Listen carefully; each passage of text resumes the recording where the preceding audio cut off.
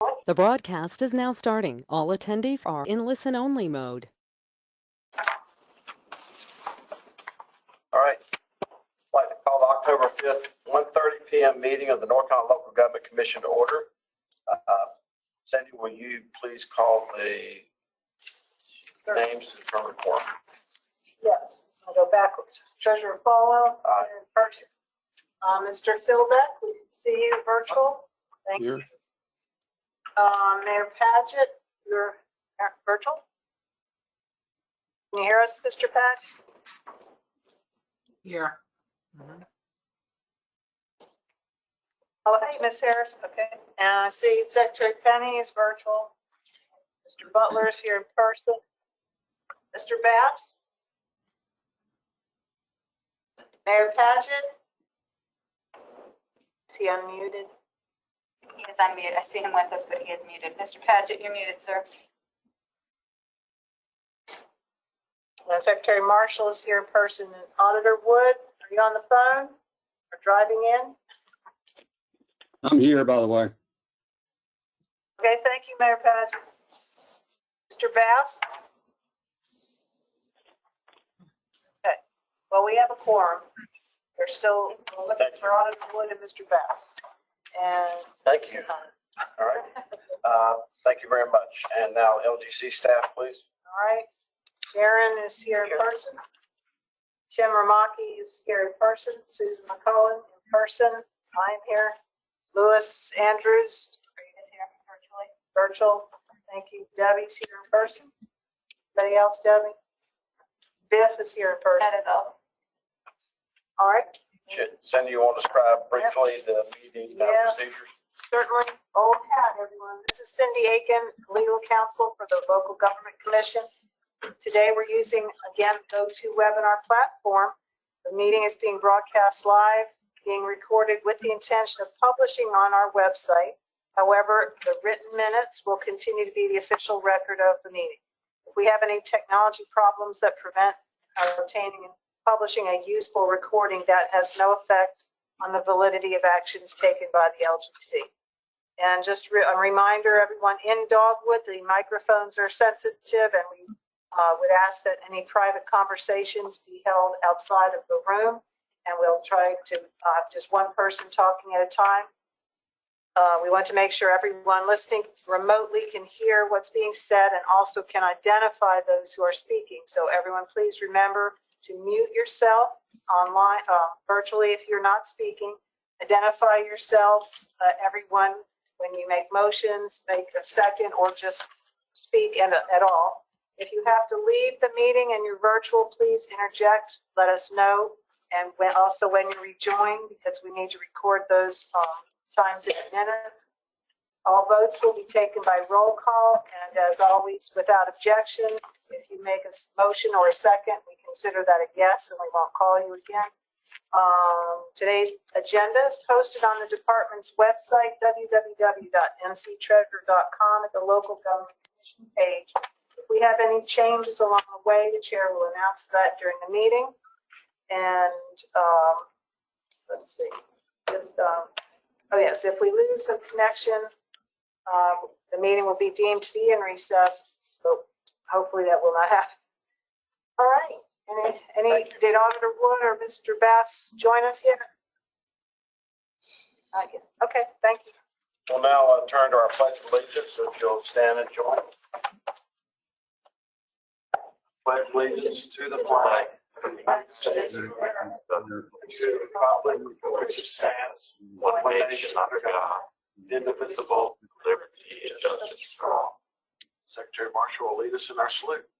I salute the flag of North Carolina and pledge to the old North State, love, loyalty, and faith. With that, we have a conflict of interest statement and agenda. Does anyone after reviewing our agenda, which is set, does anybody have a conflict of interest regarding the actual potential appearance of conflict of interest regarding the matters that are before us? I don't think mine, this is Secretary Penny, I don't think mine constitutes a conflict of interest, but I do want to say that I attended a North Carolina A&T, so and I know the foundation is on the agenda, even though there's no pecuniary interest that inures to me as a result of whatever happens. Thank you, Secretary Penny. Regarding our agenda, I just wanted to announce to the board that I've been working with staff, given that everything that's going on with LGC, and we are trying as hard as we can to clear our calendar for the December meeting. And the December meeting will almost entirely, not completely, but almost entirely be devoted toward the approval of the applications regarding Bald Head Island for the December meeting. I would like to have done that in the November meeting, but given the fact that one of the applications has a bond referendum associated with it, the coinciding of those two things are on the same day, and I do not want to change the day of the meeting. So with that, I just wanted to make the announcement regarding the Bald Head Island situation to be almost totally consuming the meeting in December. And with that, I'll accept a motion to approve the meeting minutes. So moved. To approve the minutes, I have a question. Okay. Let's get a motion, then we'll go to Okay, discussion. all right. Okay. Is that Auditor Wood? No, she didn't say anything. I did. Secretary Oh, I'm sorry, Secretary Marsh. The second was that And Mr. Paget. Thank you. Okay. We have a motion, a second on the table. Further discussion regarding the meeting minutes. Mr. Butler. I noticed that I was indicated that Secretary Wood, Mr. Bass, and Mr. Butler voted absent on an issue when I was very much here. And then I noticed again What page was that on? that I voted absent. No, I'm sorry. That's not to say that you voted absent, say you were absent for the vote. Okay. All right, so then that is a no vote then. How is that counted? It's not counted. There's nothing counted. The motion, the votes that are counted are just those who are present and voting. So if anyone was did just not like- want to vote on an issue, could they just get up and walk out of the room? Yes, you could do that. That's all I wanted to know. Or abstain, or announce your Or abstain. when, yes, or I'm the one that asked the question about abstaining, and then she sent the material out. right.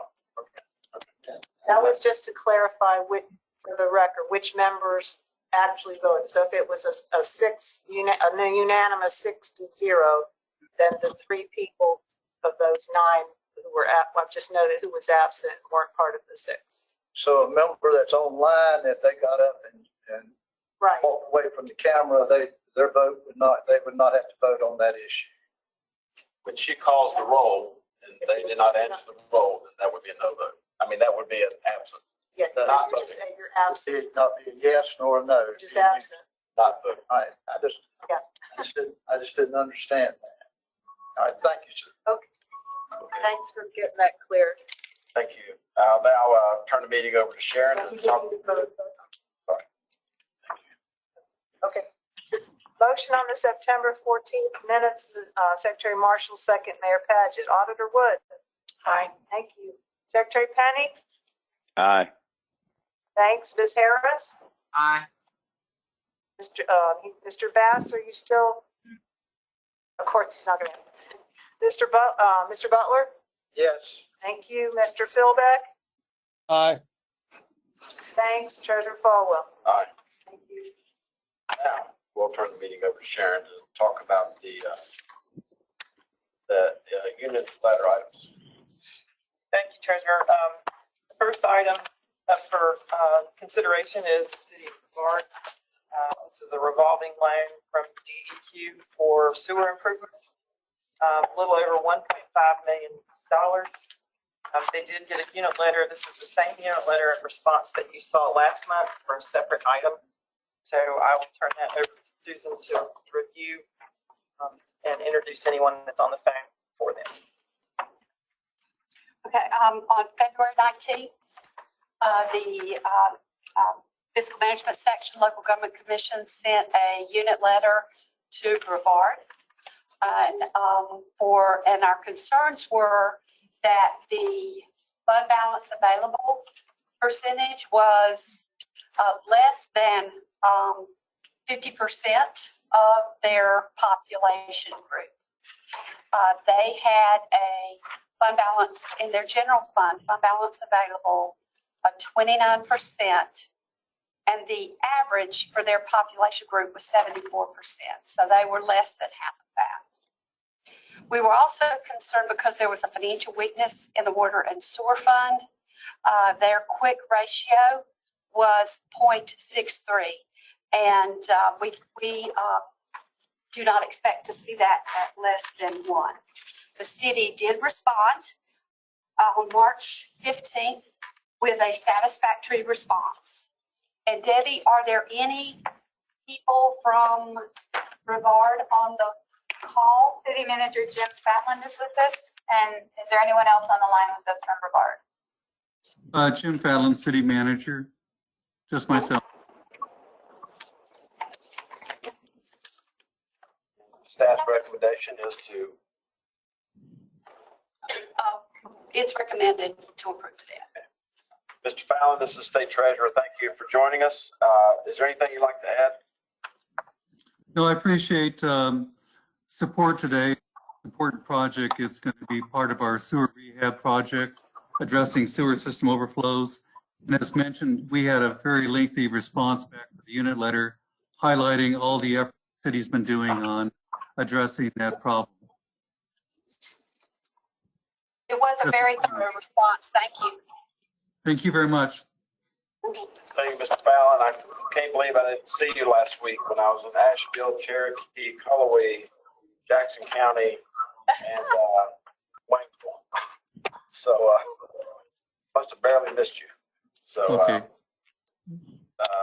look forward to catching up next time I'm in that neck of the woods. Okay, great. Look forward to it. Thank you. Thank you, Mr. Fallon. Thank you for responding to the Local Government Commission. We have staff recommendation to approve. Do I hear a motion to approve? So moved. Second, Viola Harris. Motion is second being made. Any further discussion? Hearing none, clerk call the roll. I heard that. This Sorry. Sorry, You went too fast. I went too slow before you got here. Was that Mr. Phil Beck? Yeah. Thank you. Weren't they on the Yes, ma'am, it was. last month? And they're back for more. And given all the issues, the staff still feels like they're okay. Or more money, given all their issues?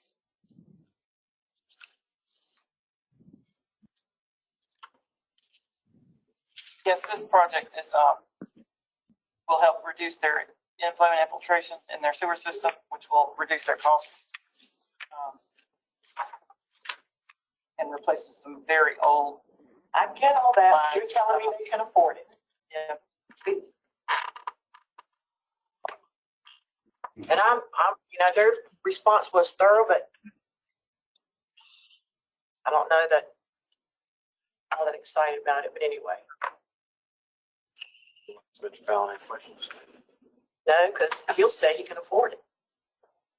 I just want staff to convince me that they really can afford it, given all the things that are coming up.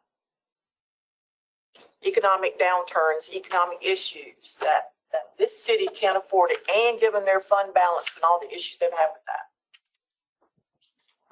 And I get this is water and sewer.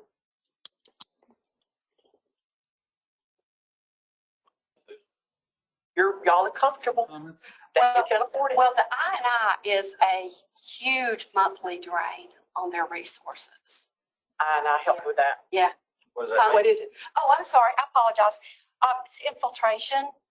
And so they're paying to treat rainwater when it's, so they're doing some work with their system so that it will be infiltrated by rainwater. So their costs will be, like Sharon was saying, a lot lower. A lot lower? Well, lower. I mean, but it's something that happens. It's very sporadic. We see it in the units, like we've seen it in a lot of the units that we own, like Rika and some of those, and it'll double or triple their monthly costs. I think you may have misspoke. tightening up of the infiltration will prevent them from treating rainwater. Correct. Which they're paying to process, Correct, not allow them to treat rainwater. correct. It will, yes, I did. Yeah. Yes, The holes are at the top of the pipe, correct, not at the bottom of the pipe. correct. It will, yeah. We were listening. Okay. We know what I meant, but we Oh, knew about that. oh, okay, okay. So is the stormwater coming in from the existing pipes under the ground? On top, Or On top. on top of they're the sure pipe. they've run the camera test and they're convinced they don't need to shield the existing sewer water lines that they're infiltrating from? No, she's not sure. I don't know what they did to prepare for this, but Did you typically, see, did they tell you how much water they're treating as opposed to how much water they're pumping? Did you ever see that number? no, I didn't see it. Did, Supposedly that all goes through the staff. is that in their, I mean, that would be in their application, Using their wouldn't it? application to DEQ. Mr. Fallon, Mr. Butler had a question about, are we right to assume the holes are on the top of the pipe when you're treating rainwater, when you shouldn't be treating rainwater? It's an infiltrating pipe. Yes, also too, we're addressing the sewer system overflows. A lot of rainwater gets into that system. This project will address that. And we had great success on a previous project you approved, Neely Road. We have not had one sewer system overflow in that part of the city. So this project is continuation of the rehab. And we've been raising rates every single year to address ongoing debt. And so City Council's approved a 4% rate increase each and every year, addressing the long-term debt and the operations. But we do expect some of the operating costs to go down. But this project is badly needed, dealing with aging infrastructure in the community. Okay, so how many, Mr. Butler has the floor. Do you Next have, question. how much water are you treating as opposed to how much water are you pumping? It's coming out of the elevated tanks. Well, Are you our water selling- production is about 1.3 million gallons per day on dry how wet. much at your waste treatment plant a day? The wastewater treatment plant can treat up to 2.4 million gallons per day. 2.4. No.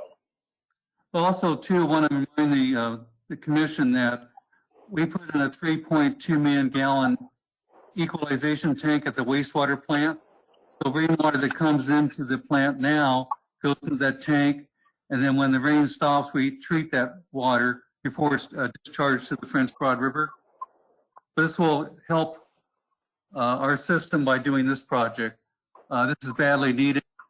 We've had a lot of master planning work. We're now ready to go with this project, and we appreciate the support from North Carolina Department of Quality on this project.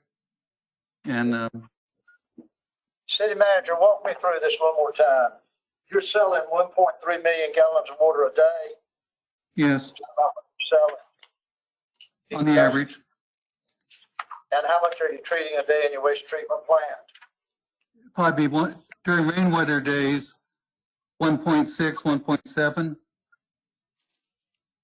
Okay, so you've got about 200,000 gallons of water a day that's infiltrating your Yes. In fact, we get one thing that we get more rainfall in our county than any other county in the state. And so we're dealing with heavy rainfall and aging infrastructure. But like I said earlier, the Neely Road project, which was $13 million a few years ago, that has worked marvelous and it is working great. We just want to get the Gallimore Road Basin is our last area we need to address. And this is, we've had a lot of sewer overflows and we pump and haul. We do pay fines, but this is a project that we work with our Regional Water Quality Control Board in Asheville. And this project is much needed, and we've been planning this project design. We've opened bids, and we're ready to go. City manager, this hasn't affected the colony of white squirrels up there, has it? I don't think so. Brevard is one of the two communities in the state of North Carolina that has a colony of white squirrels. It's quite a sight to see. Of course, one thing too, if you came to Brevard and wanted to see a white squirrel, I'd be driving around and show you one. we probably won't be able to find one, but then other days are all over the place. So we're very proud of our white squirrels. I don't blame you. You should be. All right, we have a motion, a second on the floor. Any further discussion? Just one final question, Mr. Fallon. When you say you did this project as a pilot in another part of the city, when we approve this, how much of your total system will then be done? We're getting close. I'd say probably 80%. Okay. All right. All right. Thank you. And you've heard Mr. Fallon Alter's concerns about Brevard, and I would admonish you, which means lovingly warn, for you to take those seriously. Okay, I agree. One thing I want to share with the commission is we knew we had debt on the horizon. We've been raising rates well in advance of this debt. And so we're much better positioned by doing rate increase each and every year to be prepared to address the master plan projects in our city for water and sewer. Okay. Thank you. We have a motion on the table and a second. Clerk will call the roll. Okay, that was Mr. Philbeck motion, Ms. Harris second on Brevard. Auditor Wood. Aye. Secretary Marshall. Aye. Secretary Penny. Aye. Mr. Butler. Aye. Mayor Paget. Aye. Treasurer Falwell. Aye. Did Mr. Bass join that you can see again? No, Mr. Bass. Okay, motion carried. Town of Tryon. All right, the next item for your consideration is debt for the town of Tryon. This also is a sewer project, $1.189 million. This also is a revolving loan through DEQ. This project is also to rehabilitate existing sewer infrastructure in the town, about 9,300 linear feet of sewer line. That's a new install for that. Rehab in the Braywick Road area and replacing 30 manholes and some other associated costs. Also, particularly the manholes is one way of addressing the inflow and infiltration problem that local governments have with aging systems. They also received a unit letter. Okay, on June 10th, we sent the town a unit letter in relation to their 2020 audit. This year, the town filed their audit late. We did not receive it until June 1st, and it had been late for several years in a row, at least the last 3 years, 18, 19, and 20. We also noted various weaknesses in the town's internal controls, including accounts not reviewed or adjusted as part of year-end, investment account, bank recons, and utility adjustments not reconciled to the general ledger monthly, pre-audits not followed on some transactions, and no procedures for pre-audit on electronic transactions. The board not receiving monthly financial reports, and the town not keeping adequate records related to debt service. There were also some over expenditures related to a special revenue fund, water and sewer, and sanitation fund. And then we noted that there were some concerns about water and sewer cash flows, as well as a deficit in the sanitation fund.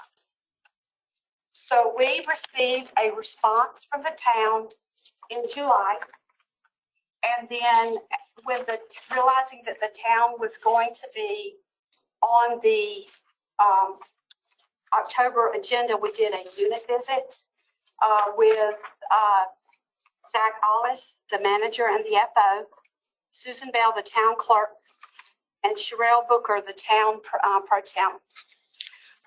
And the town has taken substantial action since the audit. They have hired a new audit firm, which was the reason for the most recent problem with the audits.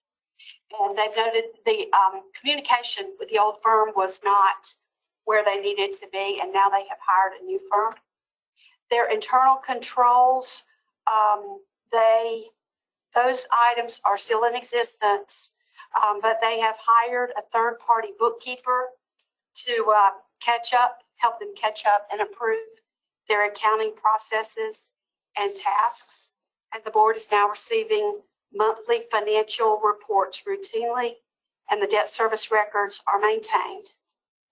They did a rate study by Royal Water and completed a 15-year CIP plan for the utility. And then they cured the deficit in the sanitation fund during August 2021. And sanitation rates have been increased to make that fund self-sustaining. Both the unit visit summary and the unit's response letter are attached in your packet. And the town is also under a fiscal accountability agreement with staff and will continue to be subject to enhanced monitoring during the upcoming fiscal year. So we considered the town responses and information satisfactory. Susan, we have the town manager, Zach Hollis, with us. Okay. All right. Hello, my name is Zach Hollis. I'm the town manager for Tryon, North Carolina, and I've got the mayor, Alan Peoples, with me as well. Okay. Thank you, Manager, and thank you, Mayor. This is Treasurer Falwell. Welcome to the Local Government Commission meeting. We'll ask for a motion in a second, then stay on the line if you don't mind in case there's questions from board members. Do I hear a motion to set staff's recommendation? I'll make that motion. Second. Thank you. Second, motion second by Secretary Penny. Any further discussion? Yes, I have a couple. Alder Wood has the floor, Mayor and Manager. This is for either the mayor or the manager. When did you hire Greg Isley's firm? We hired Greg Isley's firm directly after he did the third-party audit, which the state required. He was in here working for the state. We really enjoyed having the communication that we had, and we had originally hired someone else. We fired the first accountant that I started with that was here when I came to the town. We fired them, got someone else, and then they left due to the sheer amount of work that the previous accountant did not do. So Greg Isley came in, and he's done a phenomenal job in my opinion, and hopefully soon in your opinion. So I guess I'm wondering, once we approve this debt today, what's to keep firing him? Well, simply put, we need Greg. The truth, yeah, I mean, honestly, as a small town, we struggled to get accountants and auditors to pay attention to us. And the thing that I found with Greg is that he's got people all over the state. He's got a woman named Kyra Doster, who used to be the finance officer of Franklin. She works really well with us. I mean, realistically, we trust that Greg's firm is large enough to get us caught up, and Greg's firm is large enough to actually do the job. I can't keep hiring accountants who work by themselves and put us in a bind.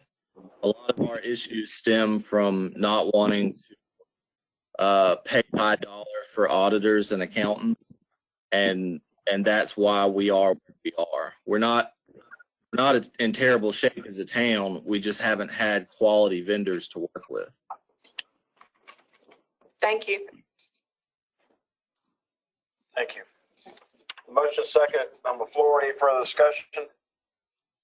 Thank you, Mr. Manager, and good afternoon, Mr. Mayor. Good afternoon. No further discussion. The clerk will call the roll. On the town of Tryon, Auditor Wood. Aye. Thank you. Secretary Marshall. Aye. Ms. Harris. Aye. Mr. Bass, you've joined us. Are you in a position to vote? Yep, I am. Great. Aye. Aye, thank you. Mr. Butler. Aye. Mr. Philbeck. Aye. Thank you. Treasurer Foley. Aye. Thank you. Now, the city of Washington. City of Washington is asking for a revolving loan from DEQ also for their water fund for just under $361,000. This loan will be to provide a second standby generator for their water treatment plant. It will back up an existing 28-year-old generator and make sure that the town has sufficient emergency backup power to operate its water treatment plant in the event that they lose regular power. They also had a unit letter. Staff's recommendation. Staff recommendation is approved. In December, on December 30th, we sent the City of Washington a unit letter for their 2020 audit. We had some concerns about internal controls, and then they also had a low fund balance available. The town's fund balance available as a percentage of expenditures had decreased to 17%, when the average for their population group was 52%. So we looked for it to be at least half of the 52%. We also were concerned, asked a question about electric fund transfers and asked them to clarify, but that turned out not to be an issue. So the town responded back to us with a unit letter that they had used some of their fund balance for expenditures for a downtown streetscape project, for a new police station capital project, and for a runway pavement rehab project at their airport, but that they would not use any more general fund balance for projects until they got to a healthier position. So we reached out and asked them what healthier position meant, and they provided us with a calculation based on their 2021 statements, which we have not yet received, that showed that their general fund is projected to go back to 31% of fund balance in the with the current updated statements that we should be getting shortly, and that is greater than 50% of the 2020 average. So they are restoring that balance in 2021, though I have not yet seen that audit. They also provided me a copy from 2009 when they adopted their fund balance policy, and their general fund balance policy, which they would seek to restore to, is 16% or 2 months worth of average expenditures plus $2 million that is a reserve there that they keep in place because they are in a place where they get impacted by natural disaster, hurricanes, fairly frequently. So they have a good fund balance policy. The other thing, the internal control concerns related to year-end processing, and they have made staff more aware. After reviewing their responses and the additional information they provided, we were satisfied with the response. Do I hear a motion? I have a question, sir. Okay, we'll get a motion, then a Okay. question. Thank you, Secretary Marshall. Do I hear a second? Do I hear a second? Second. I'll second. Thank you. Motion second being made. Further discussion, Mr. Butler. Who's on the line with us now? Is it the city manager or the finance officer? Sir, we had, the assistant city manager was with us just a moment ago, but he seems to have dropped off. So, I don't know if you want to give him a moment to see if he's reconnecting. Is there a question maybe staff could answer? He is Yeah. the assistant. I'm sorry. Go ahead. On the amount of the electric fund, Yes. the true transfer of other funds is 1.7 million, which is less than the 2.1. How was that calculated? How could they have done 2.1 million out of their electricity fund?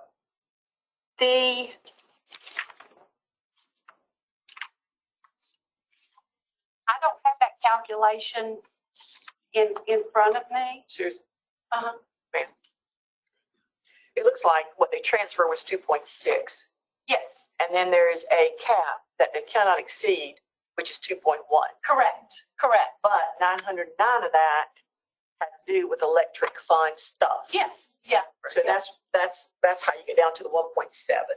So they actually transferred 2.6, but 909 had to do with the electric fund stuff, capital projects. So that's allowable. So going to other funds other than the electric stuff can't exceed 2.1, which is a cap put on it by GS 159B. And so that's how they got to the 1.7. Is that, do you think that GS 159B is electricity's legislation? It is. Yeah, it is.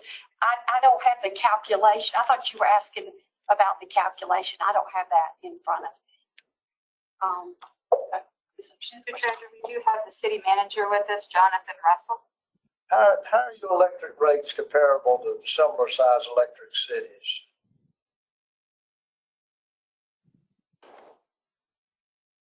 Mr. Manager, this is Treasurer Falwell. Commission Member Butler asked you a question regarding how do your electric rates compare to other electricity cities of your type and your geography.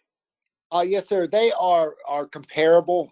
They're in line on the average. I mean, we don't. Our utility serves roughly 15,000 customers, and our rates are comparable to other electricity members of our same size. And even there with Duke's recent increases, they've become more comparable to them as well. So we are in line with that. On an earlier question, we were talking about the transfer. There was a large electric capital project done as part of the streetscape improvement. A large portion of the streetscape project that was done was utility upgrade for stormwater, wastewater, water, and electric. So that portion, it reflects as a transfer, but it was for electrical expenditures. Do you give preferential rates for industrial customers? Yes, sir. There is a slight reduction for large industrial users. I don't have the rate sheet in front of me currently, but they do have a slight reduction based on usage. As it increases, you see the rate go down on them. Yes, sir. And do y'all determine that within your own system in Little Washington? Yes, sir. We do that in conjunction with consultation with the electricity staff as well. Okay, thank you. Thank you. Question for staff. Yes, ma'am. Alder Wood. So the cap is 2.1 million and they actually transferred 1.7. So they're just bumping right up to the cap. They are. What are they subsidizing? Where's that 1.7? Where did it get transferred to? General fund? I believe it was transferred to general fund. Historically, we do not transfer that much. I believe that we had 3 large capital projects that were mentioned with the airport resurfacing, the purchase of the property for the future site for the police station, as well as the streetscape project, which that necessitated the transfer to increase slightly. But historically, we have that a little lower, not quite as close to the ceiling. So let me get this straight. your fund balance dropped from 67% to 17% because of all these projects. Yet you funded all these projects with electric money. So I don't understand. Well, I think that you usually do transfer, and according to what I've got, you transferred 1.5 million from the electric fund in 18, 1.7 million in 19, and then the 1.7 in 20. So it looks to me like you do usually use your or transfer money from your electric fund. Let the electric fund subsidize other stuff, other Yeah. funds. So you Which may is the not. whole spirit of GS 159. Yes. Is that they didn't do that. So Okay. They're right up under their cap, that's for sure. I don't know what the cap is on in those other years. I don't have that information with me, but it does look like they have a practice of transferring. Actually subsidizing the operations of other funds through their electric fund. This is the treasurer, to the people at the original Washington, as I call it. These concerns that you've heard from Auditor Wood and Mr. Butler, what is to prevent them from happening again? This past year, I mean, staff has made recommendations of tax increases, a property tax increase, which would help the offset. The elected body has been somewhat hesitant to raise the tax rate. I think that the transfers from the electric fund have been made within the statutory minimums. I think it's 3% of net sales or 5% of assets. Again, I mean, you're correct. I mean, that is concerning as far as the appearance of subsidizing other projects. But again, I've recommended a property tax increase that would help reduce that transfer. Okay. I guess as long as it stays under the cap, there's nothing anybody can do. Thank you. We have a motion, a second on the table. Any further discussion? I did have a question. Yes, ma'am. Mrs. Harris, how are you? All right. When it says no additional major projects will be undertaken by the general fund, so the fund balance has grown back to a healthier position, what do they consider a healthier position? And should they say no additional projects, not just major projects? Looks like they don't need to take on any project right now. Can't stop them. Ms. Harris, we asked them what that meant, and they provided us with their fund balance policy that they have had in place since 2009. And their general fund balance policy says that they're going to, a healthy fund balance for them is 16% of their average, or 60%, 2 months operating expenses. That's the 16%. Plus a $2 million reserve to provide funds to restore operations in the event of a natural disaster. So if you do that math, you get to right at 31% of a fund balance available, and that is acceptable for their population. Okay. All right. Any further discussion? Hearing none, clerk call roll. For the city of Washington, I have Marshall and Paget. Motion second. Auditor Wood. Can I ask a question? Yes, sir. Can they make their fund balance healthy by transferring money from next year by transferring money from the utilities fund? Is that considered a proper way of making their fund balance healthy?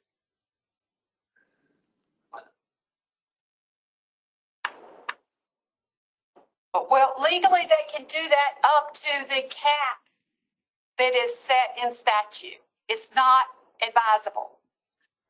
They really should, because the users of electricity aren't the same people that are necessarily property taxpayers. Ideally, they would set their electric fund at a rate that keeps it self-supporting, and they would set a property tax rate that provides for the appropriate level of property tax to support their operations. That's But ideally what. theoretically, basically, they are taxing people who aren't in the city, because they're using utilities as to buttress the general fund and maybe even the fund balance. Correct. Yes. And that would be legal. Up to a cap. Yep. Up to the cap set in the statute. Mr. Treasurer, this is Mike Philbeck. Just to add to that, this is something I actually know something about, but as long as their electric rates are generally competitive, that is done all over the state. The problem comes, and this is the reason for that cap, I think, is that, and Treasurer Boyles used to have a fit about this back in the old days when I served in local government. And that's why some of these caps came into being, was to keep some of the especially smaller electric cities from having rates that were so much higher for electric in order to keep down the tax rate. But within parameters, it's not that big a deal as long as the rates the people are being charged are competitive to what they would be on other systems. But anyway, that's just a nuance. And one thing I'll add to that, I think we're large enough that our economy of scale, our rates are very favorable, and the electric utility overall has a very healthy fund balance. So we're not taking away from it. We're not deferring any maintenance on the system or anything of that nature, but we do make the transfer, for full disclosure, that transfer is made, but within the statutory minimums. Let me also say, for full disclosure, that if you made people pay taxes, they would be able to deduct those taxes from their federal income tax. When it's called a utility, they cannot deduct it. That's right. Again, that's just a nuance.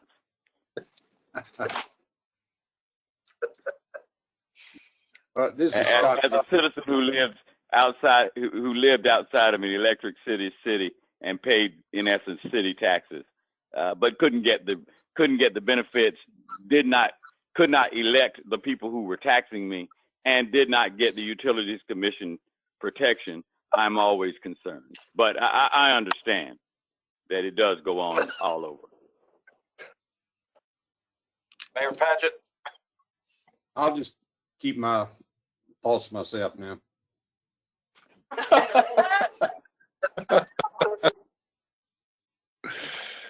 Well, it's already going to be a tough Halloween for the original Washington. You got the former Treasurer Bowles put a hex on them, and 5 members of this commission put a hex on them. So I hope they wouldn't. Even the I'm going to vote for it.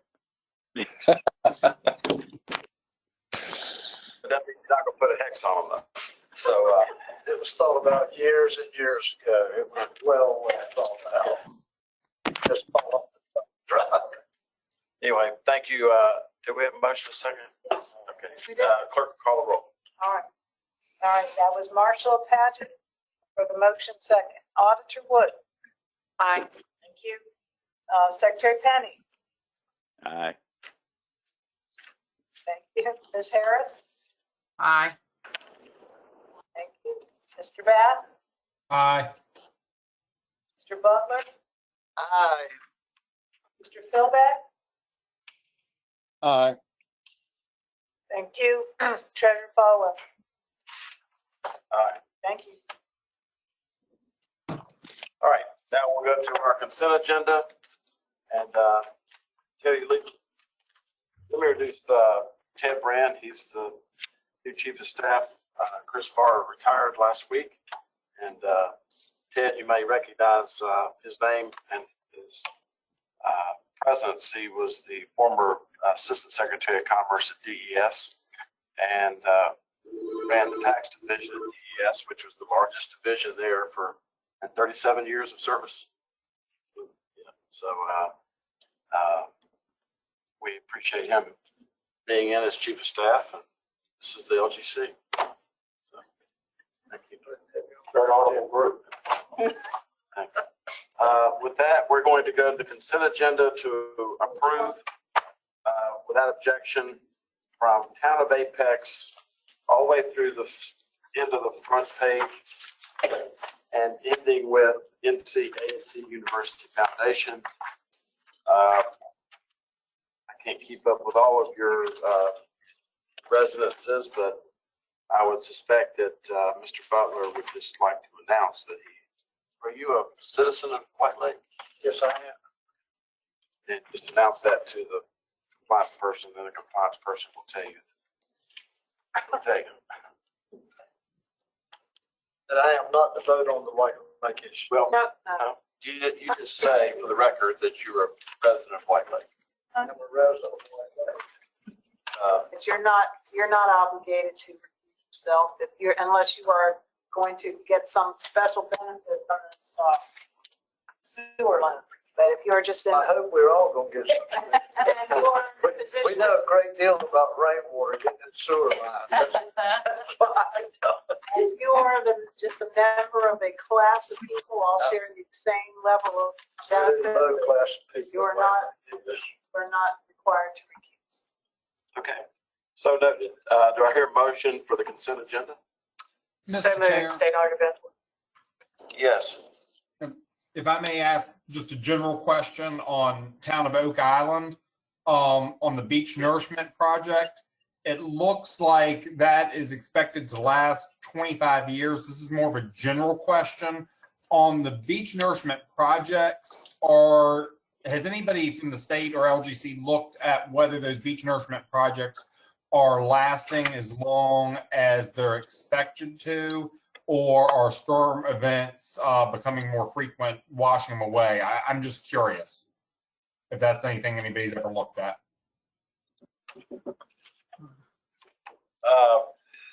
So fantastic question, especially as close as you are to the Oregon Inlet. So, Chairman? yes. This body, at least 10 years ago, if not longer, established a 7-year life of beach nourishment projects. Now, we haven't had any that I've noticed lately. That was based upon research from various universities and folks that had looked at this. And the policy was not just limited to beach, but it was to not extend debt beyond the useful life of the project being financed, with the exception of medical equipment. That kind of was the exception at that time, because they were generally wrapped in with other things. So that was the policy that this group was operating under for a long time. It's the policy. It was. So, given Member Bass's question, Secretary Marshall's response, how does that G-haul with what's in front of us?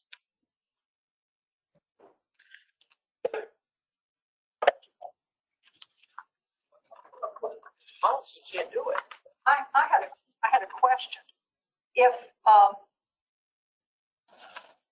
it's not all of this is for beach renourishment, is that correct? There are other storm issues,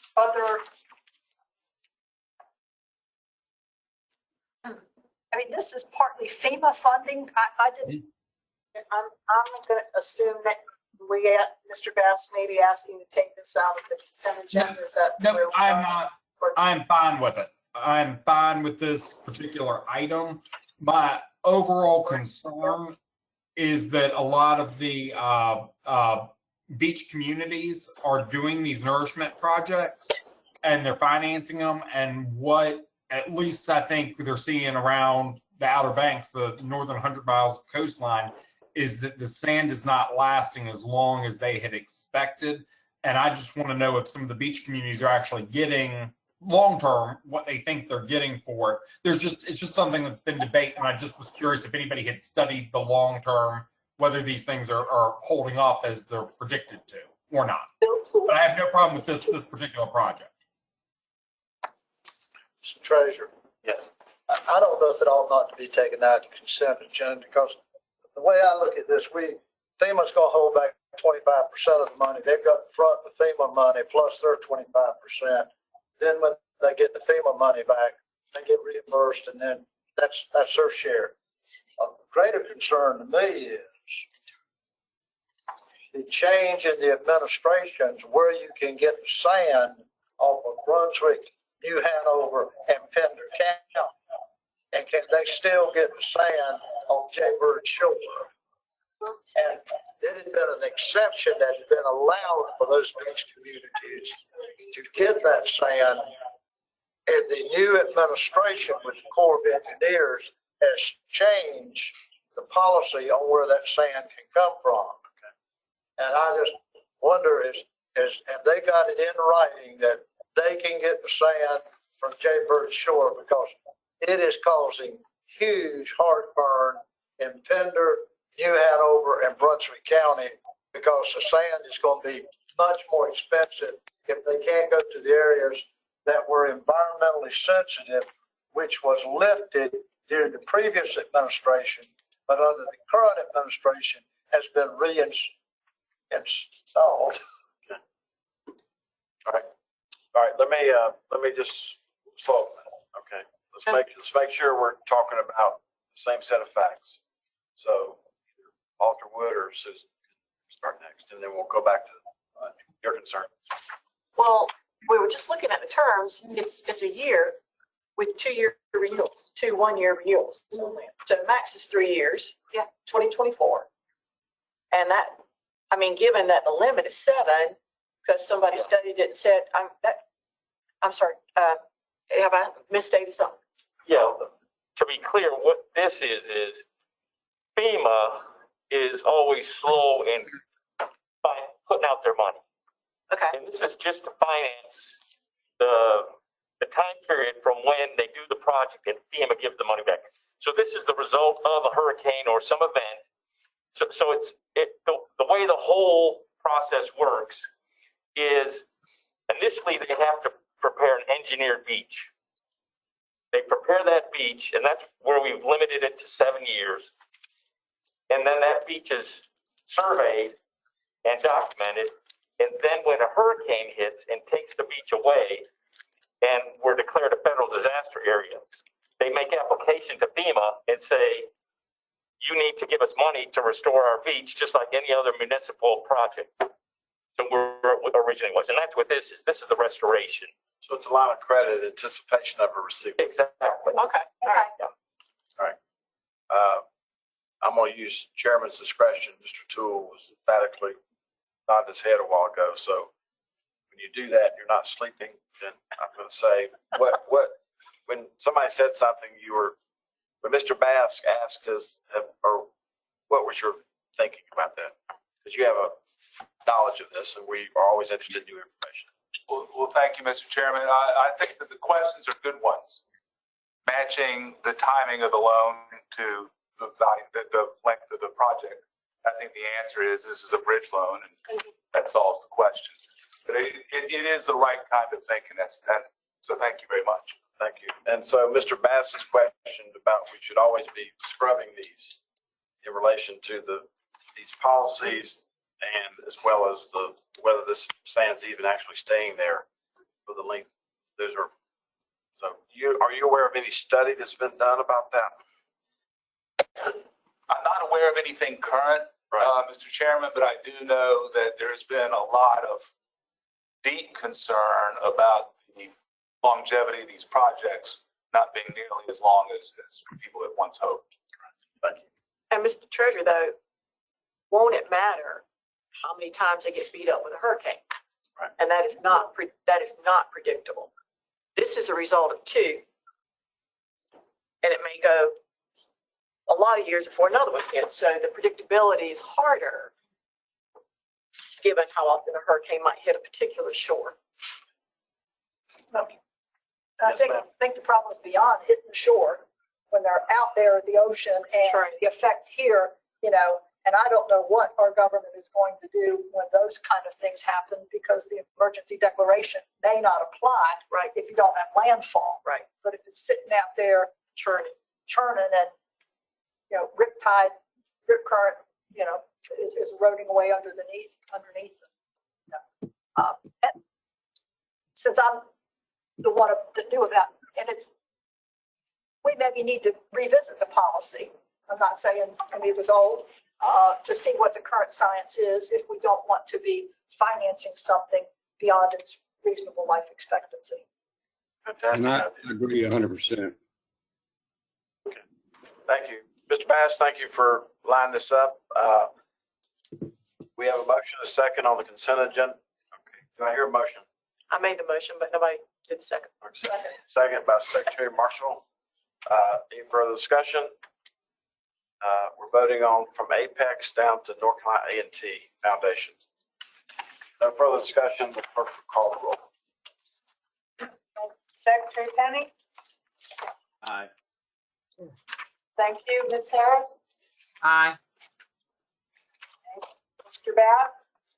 Aye. Mr. Butler? Mayor Patty? Thank you. Mr. Philbeck? Aye. And Treasurer Falwell? Aye. Thank you. Okay. We're now to a part of our meeting where we'll talk about,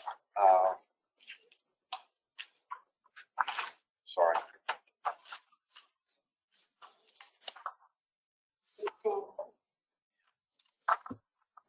Things in front of me.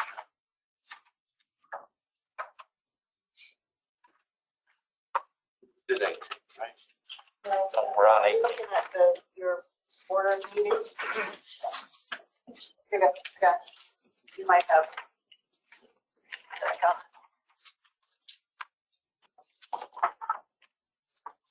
Okay, unit updates. Right? That's right. All right, thank you. Unit updates.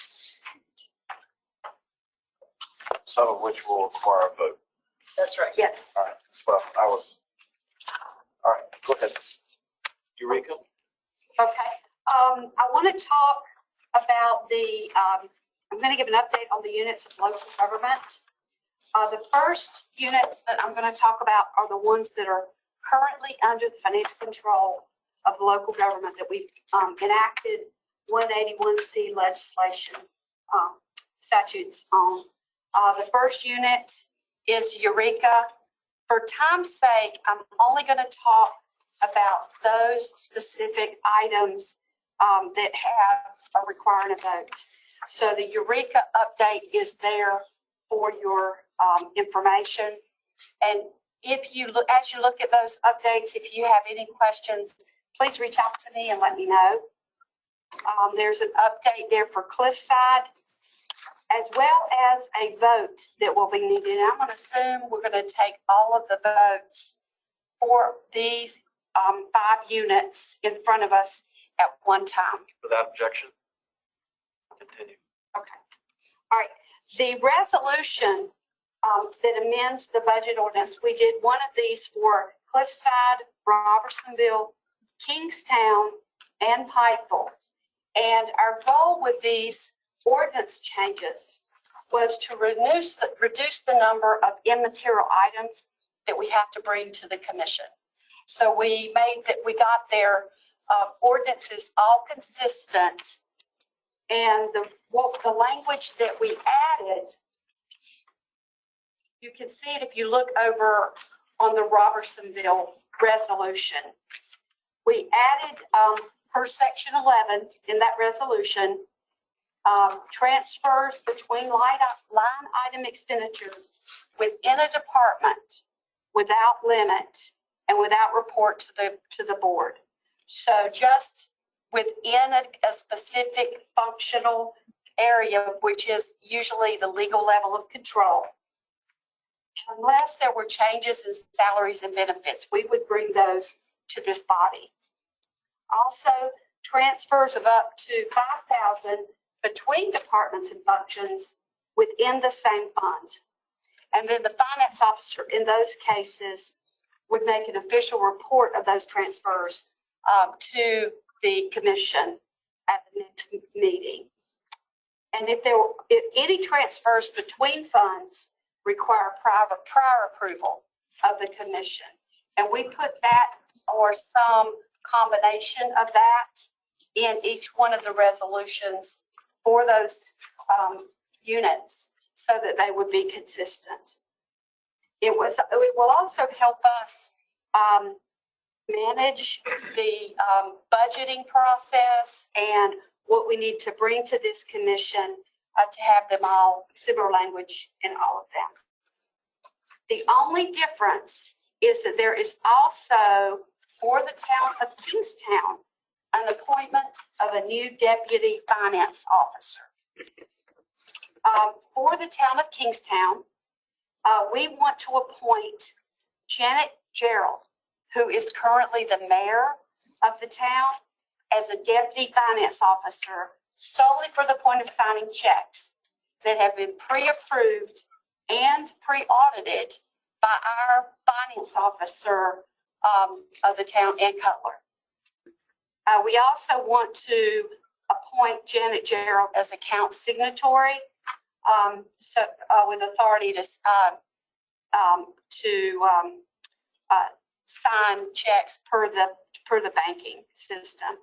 We're going to discharge Thad Hodge from his duties as deputy finance officer and terminate him from the account signatory. Thad works for the bookkeeping service that we are no longer using for the town. We're going to begin using a different third-party bookkeeper, and in that we need to make that change. We're also rescinding the waiver that allowed us to do use just have one signatory for the town of Kingstown checks, and adding back reverting to the dual disbursement that is a statutory requirement in 15925B. And we are retaining Ann Cutler as finance officer and David Irwin as deputy finance officer and account signatory on both of them. And they are fiscal management staff.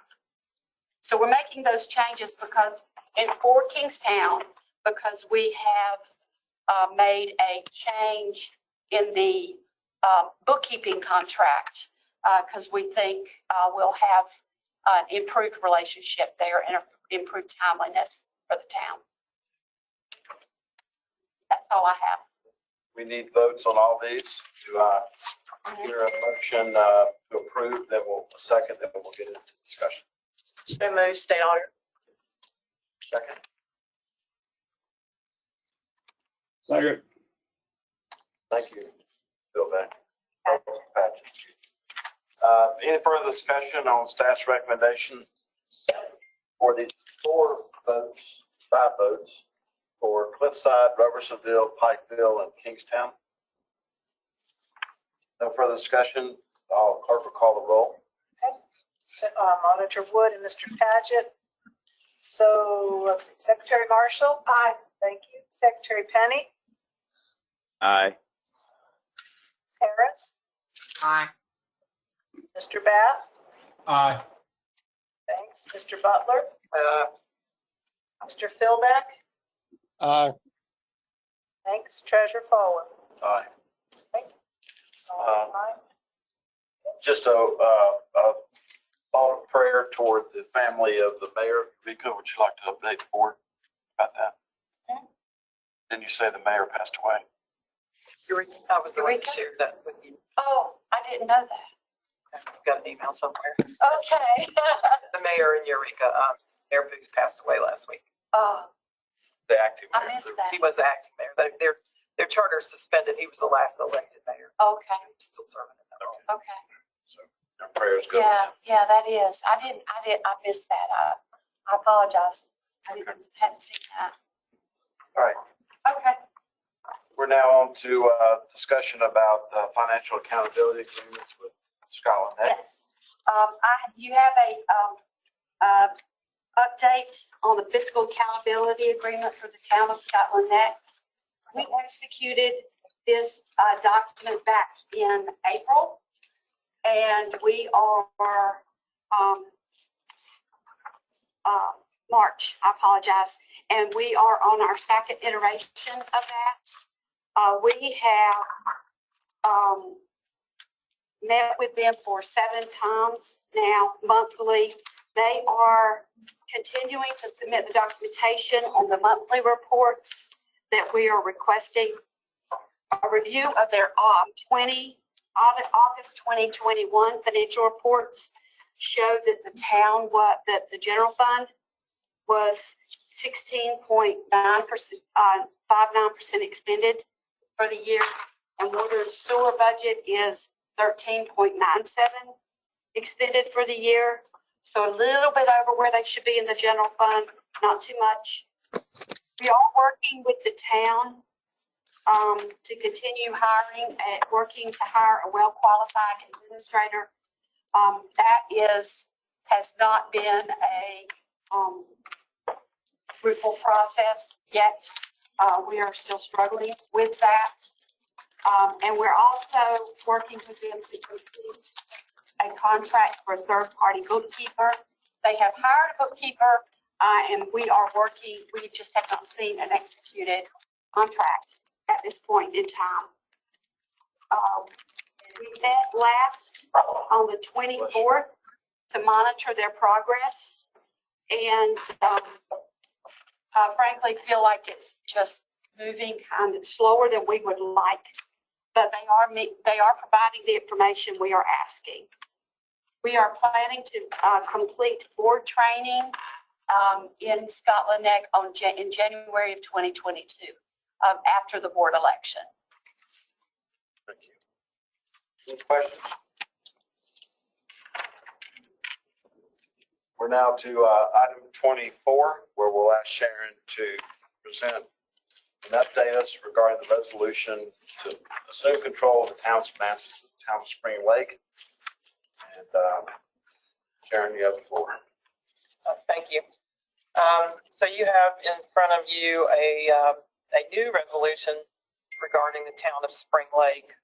This resolution effectively voids the one that you adopted on July the 26th, which gave me the discretion as to when to implement that. After review with Cindy, we felt like that resolution did not encompass the latest concern that we have with regard to the town and the ones that have decided, helped us decide to ask you for this action today. You'll go down to close to the bottom of the page, the third whereas from the bottom. We discovered recently that the town had taken out $1 million loan with the South River Electric Membership Corporation on October 28, 2020. That was before the current management was in place, or the current finance staff was in place. They took out that loan without getting LGC approval on it. It was to construct a firehouse. So it should have been approved by the commission or come before the commission for consideration. Not sure it would have been approved. And they also have over $221,000 of debt service payments that are due in November. And we are concerned that cash flow being what it is at this time, that there may not be sufficient funds on hand to make those payments on time. So this resolution is before you. We sent it to the town this morning for their information. Two things have happened since then. The first one is, and I believe you have this in front of you as well, the town board at an emergency meeting at 12:15 this afternoon adopted a resolution essentially in support of the commission taking action. As you all know this is not a required part of the process, but they felt like they wanted to do that. And so that took place again at an emergency meeting this afternoon. Let's say that, repeat that. The town It's called, totally opposite what I thought I was going to hear. town called an emergency board meeting at 12:15 this afternoon and adopted a resolution, which you should have a copy of in front of you, in support of the commission taking the action that we're requesting.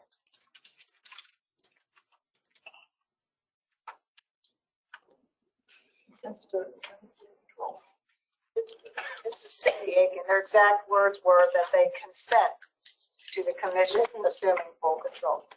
Oh, well, again, certainly not a required part of the process, and my 25 years, I've not seen this before. More than my 5. Back down. Now, the board also asked that we amend the resolution before you to remove the details about the $1 million loan and just change that to say the town has failed to comply with NCGS 159-148 by failing to secure commission approval of certain financings, and also to remove the detail about the various loan payments and just leave the total. Now we know why they consented. Asked in favor. So, anything else? They also would like a paragraph inserted in our resolution referencing their resolution that they adopted this afternoon, and I'll read that so you have it. Whereas the board of the town has adopted a resolution consenting to the local government commission assuming full control of all financial affairs of the town until such time as the commission determines that the town is in compliance with the budget and fiscal control practices required by the Local Government Budget Fiscal Control Act, and then it's a statutory reference. I'd say that, to me, that's the biggest example I've ever seen of covering your rear end I've ever heard. And you see a lot. Yeah. I took one of nerve to do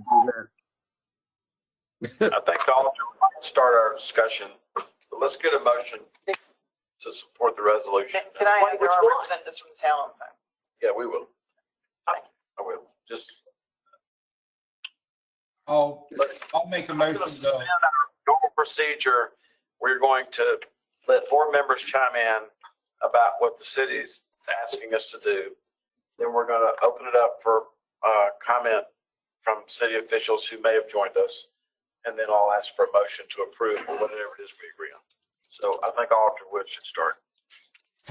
I'm just going to remind, I guess not remind, but tell you that this is an election year for these council members. And I think our resolution is fine, just like it is. I agree. I agree. We're not gonna help them. All right. With that, I'll turn the floor up. Quick. What's the relationship between the town and South River Electric Co-op? Borrower, lender. I was gonna ask, wouldn't they in due diligence have needed to see something from local? I mean, are there any members of the town board on the board of South River Electric Co-op? Who's joining us by phone? This is Treasurer Falwell. Welcome. Let me get those folks ready for you, Treasurer We'll get the Falwell. questions. We have the mayor with us. Mayor Dobbins is with us. Outgoing there. We have the town manager, interim town manager and finance officer Samantha with us. Okay. All right. Acting manager Samantha, Mayor Dobbins, and who else? Correct. Deborah and Nancy are probably in the office with Samantha, and not called in separately. Samantha, can you hear us? Yes, sir. This Okay, is thank you. Samantha Weber. And Deborah and Nancy are here with her. All right, we're going to ask you a technical question, then we'll open up the floor to the mayor. So Mr. Butler had a technical question. Did you hear his question? No, sir, I did not. Okay. He wanted to know if there are any board members on the board of Spring Lake who are also on the board of the South River Electric Co-op. South River Electric Co-op. I do not know the answer to that question. I do not believe so, but I cannot answer that in good faith because I do not know if they serve on that board. I'm going to point to Cindy Aiken for a moment. She's pointing at me. Okay, this is Cindy Aiken. According to the website of SREMC, the answer is, I'm looking at their board of directors and there's no one I see that is on the board, elected board of the town. All right. Mr. Mayor, would you like to comment?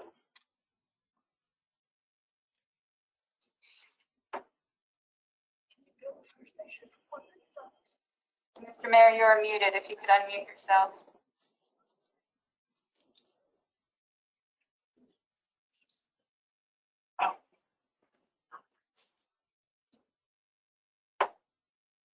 Mr. Mayor? Would anybody from the town like to comment? Elected officials. We'll come back and give one more bite at the apple. Okay. Is there any town interim or appointed staff that would like to comment? Are there any more questions from commission members? I have a question. Sorry. Yes. Sorry, is it me or somebody else? I couldn't hear. It's you. It's you. Okay. I just had a question. If I remember correctly from previous discussions on Spring Lake, is the intent to leave the manager and people that are running the town in place now? Because if I remember correctly, the staff was the ones that were doing kind of what the commission would also be doing. Is that correct? Or can you not speak to that yet? Yep, Mr. Bass, this is Sharon. You read my mind. The other resolution before you is to maintain Samantha as the finance officer and appoint a member of my staff, David Irwin, as a deputy. Okay. Yes, it is our intent to leave staff in place in town. Thank you. Is there anything else you should have read your mind about? That was it. All right. Anything? So let me get a motion on the floor and a second. Then we'll see if there's any further discussion. Then we'll vote on it. Okay. Do I hear a motion on the floor to accept the resolution that's presented to the commission as presented by staff regarding Spring Lake? State I on your move best would say. Second. Motion and a second. Any further discussion? Treasurer Falwell. Yes. Alderwoman Sonia Cooper is on the line as well. She just wanted me to make the commission aware of that, sir. Okay. Thank you, Samantha. Did she want to comment? She can speak in. Is the town attorney Jonathan Charleston also is on the line. Would Councilwoman Sonia like to make any remarks? I would. First of all, I want to thank you, Treasurer Falwell and Auditor Wood, for all the work that you've done, as well as the LGC. I became aware of some issues here in my capacity as an elected official many couple of years ago, maybe 3 years ago. And unfortunately, I can't, we had a malware attack and I can't recover the emails that were sent. But I wholeheartedly support this resolution of you all taking on control of our finances. I did have notes about how we came to end up getting the loan from the South River Electric Corporation. It had to do with funds that we got from the county for our fire department, I believe. Because I believe that loan was to pay for our new fire department. And all of this has happened so fast, I haven't been able to try and backtrack and find the minutes that would speak to all of that. But I'd be glad to get that information and ask our clerk to find it and get it to you all. And I support the resolution as presented to us. So I want to thank you for your time and your consideration. Thank you, Councilwoman. Would you amend the motion to include both resolutions? I amend the motion to include both resolutions. So moved. And second by Secretary Payne. Okay. Yeah. Any further discussion? Hearing none, I just want to say that this is not an agenda item we ever desire or seek, but we are where we are, and we have got to continue on behalf of the taxpayers, trying to figure out what's right, get it right, and keep it right on behalf of them. So a motion seconds on the floor. Any further discussion from board members, commission members? Okay. Hearing the two motions regarding assuming the control of the town's finances of Spring Lake, as well as the staffing issue, clerk will call the roll. All right, thank you. That was motion Wood, second Penny. Second Marshall.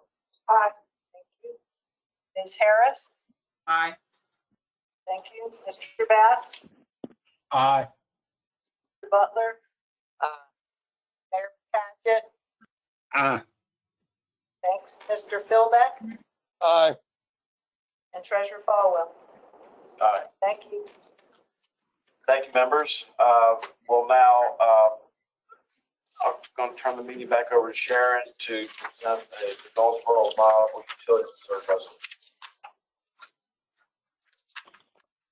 All right, the last item in your packet should be a resolution designating the city of Goldsboro as a distressed unit and also approving their application for a viable utility reserve grant.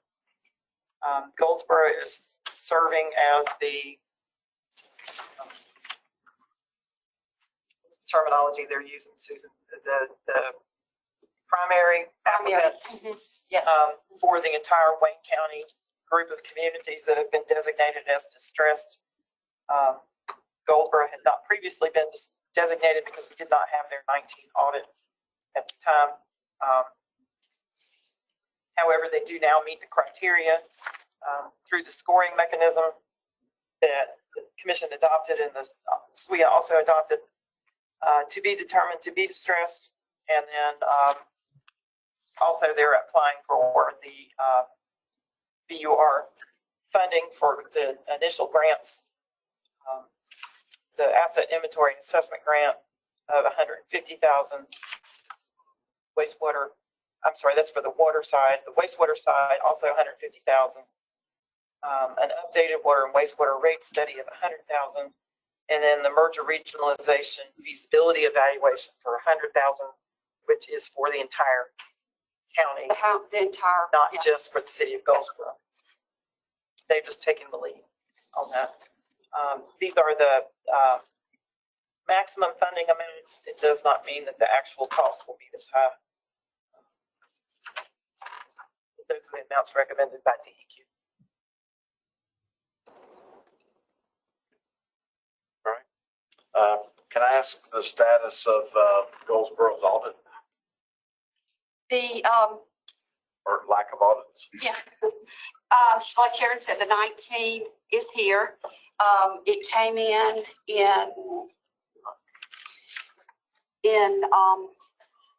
May of 2021.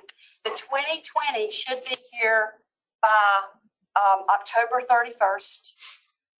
We have an amended contract with that date on it.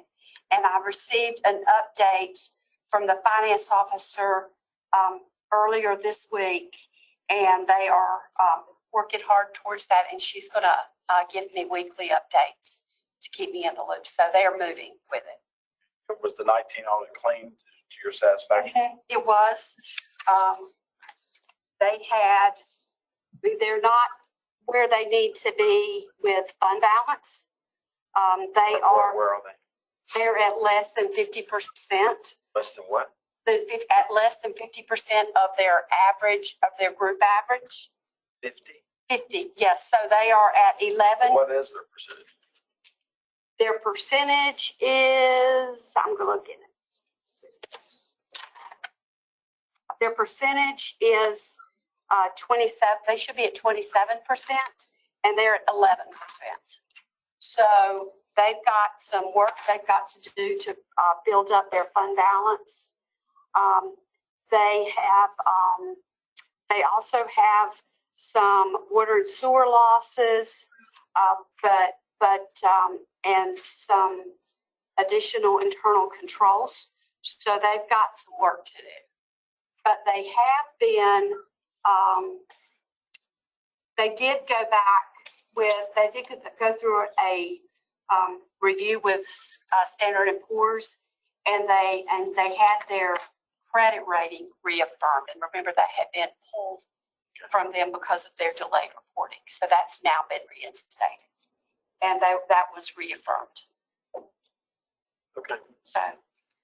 Well, if the new criteria is less than 50% of whatever average somebody wants to choose, I don't have to lose 20 pounds anymore. That's the new criteria. So. It's.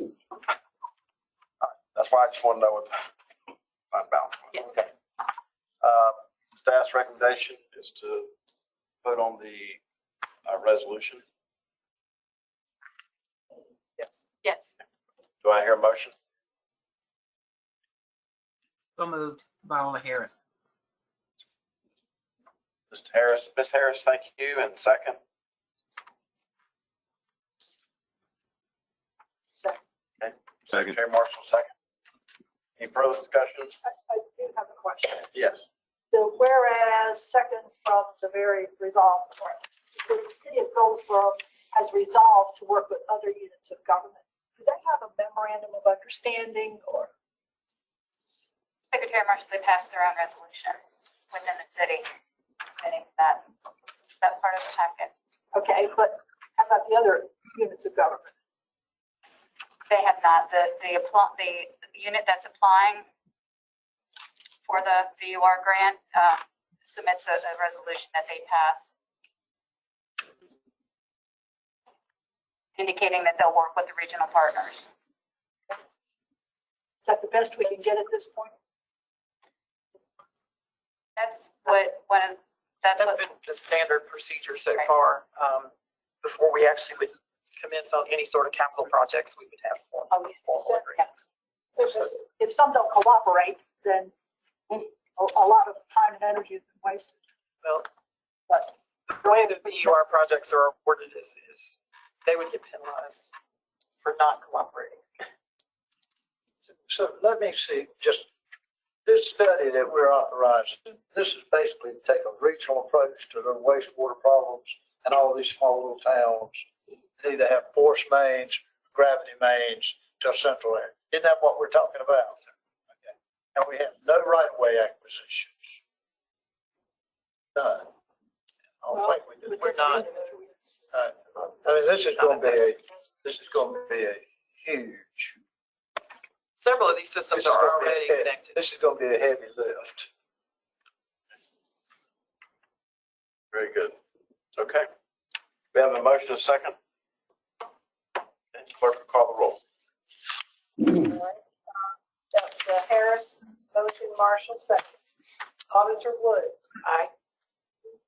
Secretary Penny, Aye. Mr. Bass, Aye. thanks, Mr. Butler, Aye. Mayor Paget, Aye. Mr. Philbeck, Aye. Treasurer Falwell. Aye. Thank you. Thank you all. And I would ask for a motion to adjourn. I have a question I'd like to ask, sir. Since I've been on this board, I've heard a great deal about conflict of interest, conflict of interest. Do the attorneys that represent all these communities, do they have to address, can they represent members of the council in their private business and also represent the community before us? I just want to lay it right out there. I bet every time I've been here, with a conflict of interest, conflict of interest. It's very simple. Can attorney firm Y in town Z, who's helping the mayor close out his real estate deal, also represent the town before this body as bond counsel? And I'd like the minutes to show that I requested this answer to this question. Bond counsel is a different matter than what I thought. Okay, if you said that, that's fine. I just want to put it out there to be sure that I clearly understand that a bond counsel can clearly represent the business interest of a city councilman or a mayor that has a bond issue before us. I don't think they can. Well, I'm afraid I have to give you the, nobody likes this lawyer answer, but truly, it depends. I mean, anytime, and Secretary Penny and Secretary Marsh, you can correct me if I'm wrong, I don't know what your experience in private practice is, but it's incumbent upon the attorney to follow his or her rules of professional conduct and examine a situation, see if there's any conflict or, and in fact, I mean, even the fact that you represent someone, that could be confidential. So there are, unfortunately, it's not an easy question to answer. There are a lot of factors that the attorney has to look at and a lot of rules that we have to follow. So number one is attorney-client privilege. Sometimes even the fact that you represent someone, that in itself, it depends on the situation. That could be confidential. And if you are representing two different clients in totally unrelated matters, that's usually going to be not an issue. Back to bond counsel, that universe of qualified bond counsel attorneys is very small in relation to the bar at large. So you got that issue. So I think I understand where you're coming from. And then because I was thinking about this earlier today, because you had mentioned it. I've asked you to look into this, yes. You didn't ask me directly, or if you did, I apologize that I forgot. But in thinking about it this morning, it also would come into play. I just lost my train of thought. I apologize. Just a minute.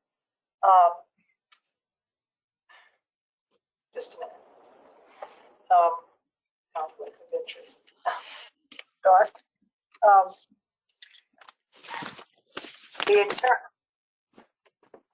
The attorney is always going to check on depending on the size of the firm, what matters does the firm represent or who. We're going to, the client can always waive, and I just remembered what I was going to say. A client with knowledge, and as long as the attorney feels like they're not in conflict, the client can always agree to an attorney representing others who could have varying interests to their own. And then in a situation of a municipality or a governmental unit, and again, I don't have experience in dealing with it firsthand, but it may not be the same as like going out for bid on, I don't know, garbage collection company, because the attorney-client relationship is so personal, almost, even with if it's a governmental body, that the trust, that it may not be like go out for the lowest bid, to get an attorney. Am I making sense here? So the process for a town to engage an attorney may not be the same thing as you want to see as if they were getting a contract for garbage collection, or I don't know, the landscaper, or what have you. Does that make, because this is a professional. I'd like to, now the question's been posed on the record, I'd like to for us to reach out and for the benefit of the whole board and to Mr. Butler's question, to the school of government, and get more clarity about this question. And my second tiny concern is when a person is acting as for example, the town attorney who continues to be associated with a law firm, and that law firm is also doing business with the person they're representing, that's even a different little nuance. What we're talking about. Secretary Marshall. Yeah, I'd like you to get the certification process for bond counsel, because there's certain disclosures, as I used to understand it, went with that. And part of that was to get at conflict of interest, and that most bond counsel did not take other types of clients because of that. Now that doesn't apply to their whole firm, but if the school of government can help us with that also. So there's two nuances here. One, a bond counselor, which is probably used less, but the other one is probably used more. Is when the person is not on loan, but the person continues to be an employee, a partner of that law firm, and they're contracted out to do the general counsel work of this community while that law firm is doing things for the exact same. Why don't we make it very simple? Why don't we just ask them? Let's just be very simple. Yeah. When you come and you sign up to issue a bond, we're asking you to certify the bond. Do you have any conflict of interest? We'll be glad. And if he says no, or she says, and we have an individual from the community walks in here and brings in a deed that was for the mayor, and the law firm recorded it for $100, and all the other recording fees are $700 and $800 recorded, it's going to look a little strange. I mean, that's all I'm saying is, why don't we just ask them, do they have a conflict of interest, and put the burden on them to disclose it to us? We'll be glad to pursue that as we plan, present the next agenda. And if the attorneys on this commission, if we want to talk offline together, because there's a lot of nuance. There are. It's just, and from past experience, we've had conflicts of interest, but they've not arisen in the bond counsel area. We actually recommended charges to the federal attorney of a town in the Western District of North Carolina, because the lawyer of the municipality was providing certain contractual services to the town, and was told and recommending other business transactions that he got kickback on, and all that kind of stuff. We've had the worst of the worst at one time. Well, it just appeared to me in my short period of time here, that is a question that we ought to address. We'll be glad to do. And If I'm ready to We need to remember that every attorney that appears before us has a obligation to follow the canons of ethics. And if they have a conflict, they've got to deal with that kind of it. And merely because you have a conflict, as our counsel has said, if you have all your clients disclose it and your clients waive, then those attorneys can do that. So I'm not, while certainly we need to explore the issue, I would say to you that that is a rabbit hole that's going to keep on giving and keep on turning.